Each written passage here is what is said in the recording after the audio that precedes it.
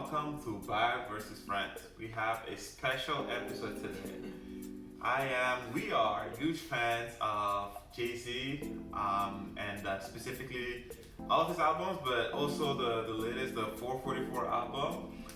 And I think in the context of buying versus renting a home, let's take a look at some of the people that do it right, some of the people that are successful, and that are giving some advice to the rest of us.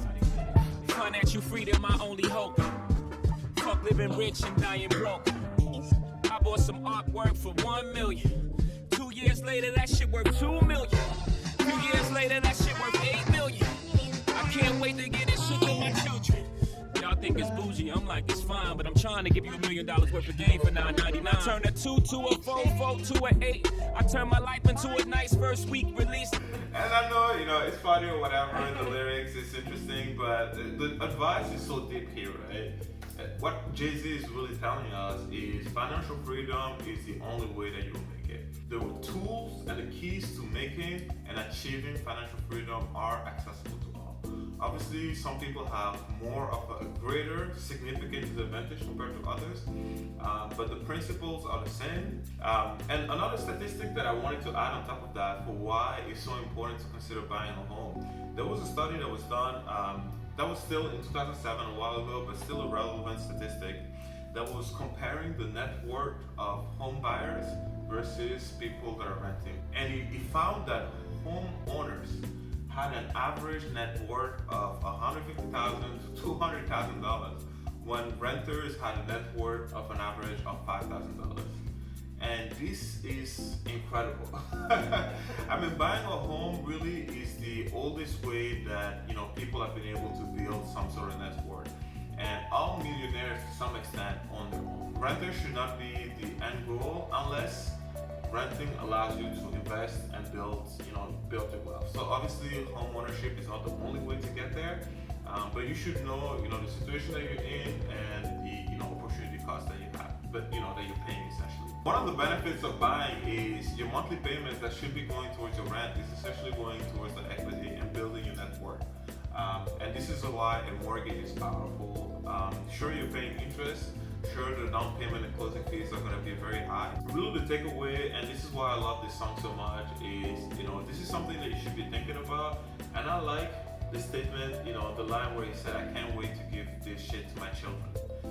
You want to think about building all this wealth, not for you to enjoy at some point, but for the next generation. Everybody's building wealth the same way, right? Buying a home is the most traditional way to do it. I think what's interesting too, a lot of reasons why people don't buy homes and why personally I've never wanted to buy a home, at least not yet in my life, is that it feels like a very permanent, long-term commitment, which it is obviously, but I think something that you've showed or that we've been looking at in our videos is that it really doesn't take that long until you're breaking even with what you'd spend in rent versus home buying, and there's always the option to go and sell it back.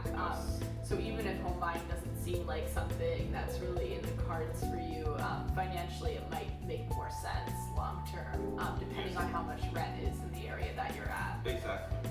So something that we thought would be fun to do is to take a look at Jay-Z and Beyonce's home and see what their break-even analysis is using his formula. We were actually able to find not only the house that they bought in Los Angeles, but also the house they were renting in Malibu. So we have some very real numbers to compare, so we can see if Jay-Z is practicing what he preaches in this song.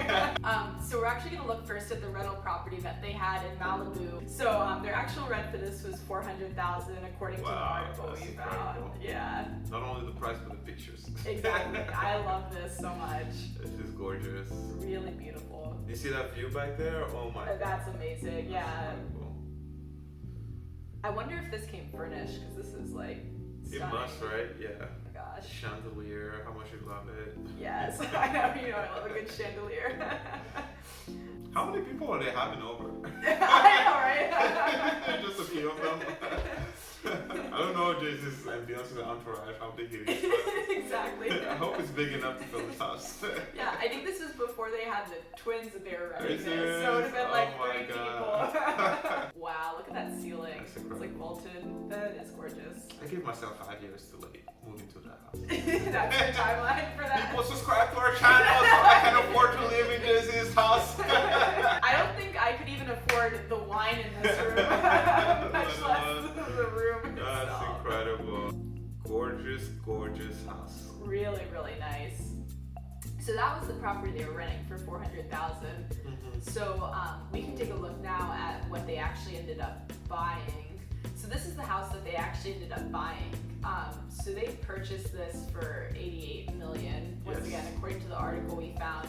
And actually, for the break-even analysis, we have some pretty good numbers that Yes. someone Somehow found. yeah, found out. So we'll be using those later on. Wow, that's incredible. This is insane. I actually have to admit though, I think I like the rental. The rental more. Yeah. I think it said it was a 16-car garage.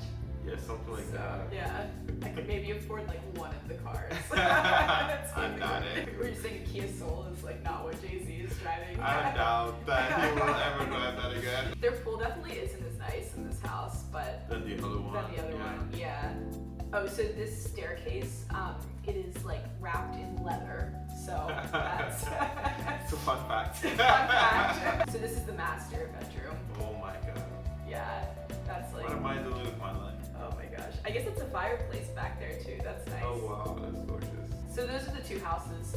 So we have the $88 million compound Yes. and the $400,000 a month rental property in Malibu. So let's do our usual analysis to see whether or not they were better off buying this home or continue to rent their home. So this home, like we talked about, is $88 million. And we found the numbers. I don't know where that article was able to get them, but apparently Jay-Z put down 40% down, which is phenomenal. It's even better than the 20% that we recommend. So Jay-Z and Beyonce are definitely buying right. They're doing it the right way. Which was $35 million and $200,000. So not that bad. The closing costs, assuming that they pay 6%, obviously I'm not sure how it works when you get to that caliber of home, but it would have been around $5 million for closing. So some agent made a ton of money in this transaction. And apparently they used a 30-year loan with a 4% interest rate. Monthly, they will end up paying $435,000. So already that's Monthly. kind of close to their like To the monthly rental situation, yes. Yeah. It's very close. And we have the breakdown. Principal and interest is $252,000. Taxes per month is $90,000. Oh my gosh. Home insurance is $15,500. Repairs, again, if you use the 1% principal, I don't know how it works with this type of home, but would be $74,000 per That's month. honestly, with a home like this, I imagine that that's It's gotta not be realistic. unrealistic. Yeah. Exactly. And we're comparing that with a rental, like we said, of $400,000. So assuming a 0% appreciation, I think we've explained it a couple of times. Essentially, the home does not appreciate at all. You sell it for the price that you buy. If we look at how much you would spend over time by renting compared to how much you're spending over time by buying and then selling, the break-even point, which means that they would spend as much by renting, that they would by buying, would be 165 months or 13.75 years. So if they were renting for less than 13 years, they were probably better off renting than buying, because the home is so incredibly expensive that it did not make sense. I guess what's driving that is probably taxes, right? Because the monthly payments otherwise are somewhat comparable. They're somewhat comparable, but they put down a ton of money, closing Oh, $5 okay. million. So essentially, that's like a couple of months of Yeah. rental, a couple of years of rental. Yeah. All of those things So are it's the where you can startup lose a little cost. money. Exactly, Okay, the startup yeah. cost is really high.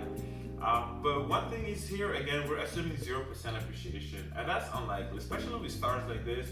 One, the area, I think the average appreciation we found online was 2%.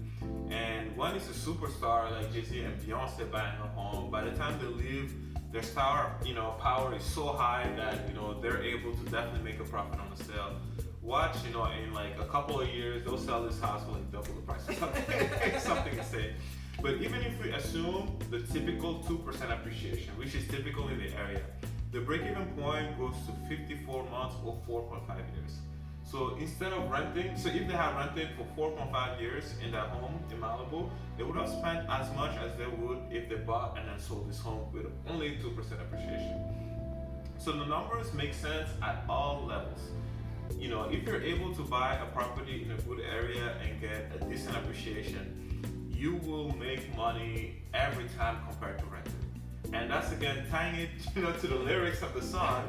This is what he means, by turning a 2 to a 4, a 4 to an 8. Invest and watch the the value of the asset grow.